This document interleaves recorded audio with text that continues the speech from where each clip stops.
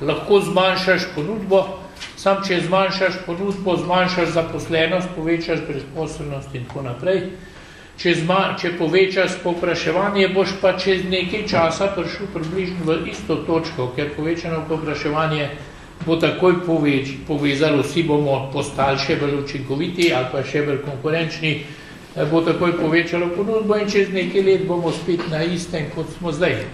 Samo da bo kriza pač imela zaradi mene neke druge oblike.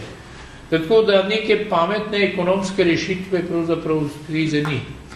Pač zmeraj se moramo zmisliti neke nove produkte, ki jih je še mogoče prodati. Zdaj se dosti govori o tem, kako bi pač šli v to tako imenovano zeleni New Deal, če vzamemo pač New Deal po prvi veliki krizi. Zeleni New Deal, jaz pravim, gotov ni škodljiv, vsaj škodljiv ni, ker če zdaj gledamo tako, Angela Merkel ne uničuje avtomobilov zaradi tega, da bi delali bistveno boljše avtomobile. Uničuje jih zato, da lahko delajo nove avtomobile. To se pravi, stranski učinek je lahko na okolje, ampak nihče me ne bo prepričal, da je osnovna ideja, da gremo najprej zato, da bomo varovali okolje. V čem pa je problem pravzaprav Slovenije? En problem je seveda majhnost. Pri nas je zelo jasno, da večina produktov, ki so narejena kjerkoli še na ekonomsko dosti učinkovit način, večina produktov je pač narejena za izvoz. Vsi veste, ni treba ponavljati, da s tem Gorenje mora biti 5% prodal v Sloveniji, vse ostalo mora izvoziti.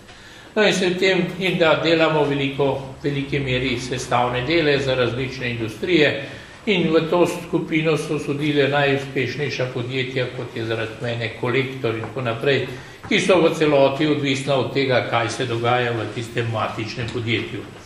Tako da, kar se tiče ekonomske politike, tu prav veliko moči nimamo.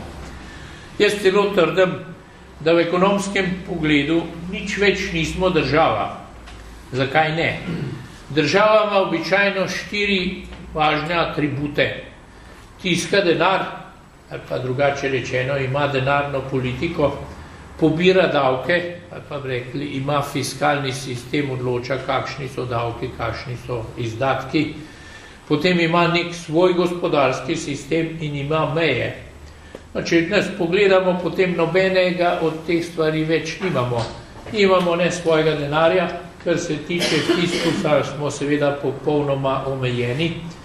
To se pravi, se moramo ravnati, tam neki gospod Almunija pravi, ki nas potem učijo o nevarnosti upokojencev in podobne stvari. Se pravi, tega nimamo mej, seveda ni, ne moramo preprečevati nobenega pretoka blaga, storitev in tako naprej. In nimamo svojega sistema gospodarskega, ker gospodarski sistem so direktive Evropske komisije. To se pravi, nobenega od teh stvari nimamo in zaradi tega na nek način v tem ekonomskem pomenu besede nismo nič več država, ampak smo lahko postali samo še neka regija. Samo še nekaj, pa nekaj pa prepustil raje debati.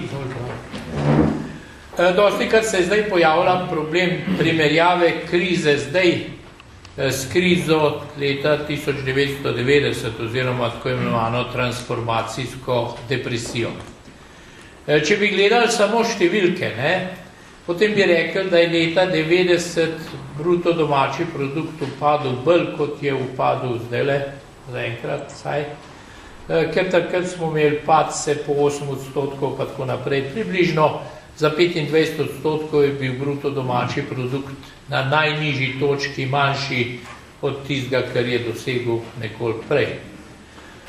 Ne glede na to, bi moral reči, da bi bistveno raje imel tisto krizo, ki smo jo takrat imeli, pa to krizo, ki jo imamo zdaj. Zakaj? Takrat je bila kriza pravzaprav samo v nekdanjih socialističnih deželah, medtem ko je pa na zapadu ni bilo. In lahko bi rekli, da smo zelo hitro videli luč na koncu tunela. Luč na koncu tunela, pri čemer smo imeli še nekaj sreče.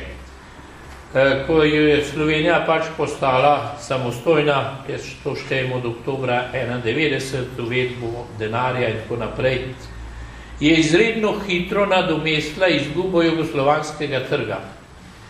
In če vzamemo jugoslovanski trg kot tuji trg, potem je bilo 58% tujega trga je bil za Slovenijo jugoslovanski trg.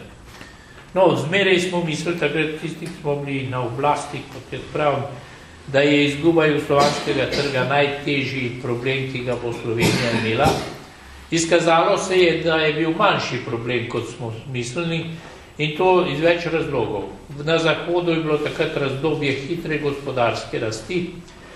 Slovenija je bila edina v Jugoslaviji, ki je izvažala, že prej smo pa imeli pravzaprav vsa naša podjetja kontakte in znotraj Jugoslavije je bila Slovenija specializirana na izvoz na Zahod, se pravi, se je to ohranil. In v Jugoslaviji je medtem trajala vojna, Slovenija je pa podedovala takrat še vse kvote ali dogovore med Jugoslavijo pa Evropsko gospodarsko skupnostjo, ki je bilo takrat, tako da nekih večjih ovir nismo imeli. Podjetja so bila pa že prej navajena več ali manj izvažati na Zahod. Pa še nekaj se mi zdi najbolj pomembno. Mislim, da je bila Slovenija takrat socialno bistveno stabilnejša, kot je pa Slovenija zdaj. Stabilnost Slovenije je bila v veliki meri zgrajena na to, da smo imeli kmete, delavce, to se pravi to kombinacijo delavcev, kmetov, ki pa saj po mojem občutku, ker se vozim po deželi z biciklom, okoli v veliki meri izginjajo. Ampak to je socialno zelo stabilen del prebivalstva, ki pa če zgubi službo, še zmeraj preživi, oziroma je še zmeraj preživel. Ti ljudje imajo tudi zelo nek pozitiven odnos do lastnine. No, to se pravi, ta socialno stabilnost se mi zdi, da smo v tem primeru izgubili. Se pravi, odvisnost se je pravzaprav povečala, socialna stabilnost izgubljena. Pa še nekaj moram dodati.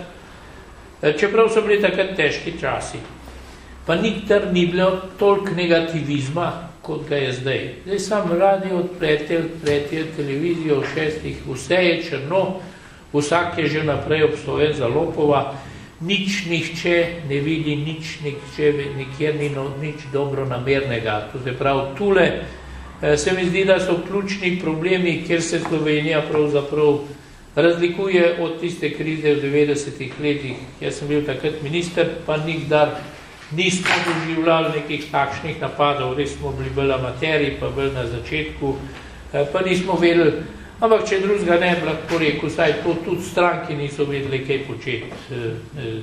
Tako da takrat še v strankah so bili podobni amateri, kot pa smo bili mi.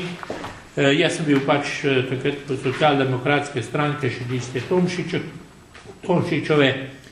Meni tudi na misel ni prišlo nikoli, da bi kogarkoli, kdajkoli v stranki vprašal, kaj naj počnem. Se pravi, tega takrat enostavno ni bilo, zdaj pa se je situacija precej spremenila. No, jaz bi tlele nehal, zmeraj jaz upam, da se ljudje ne strinjajo, ker drugače nima smisla debata, če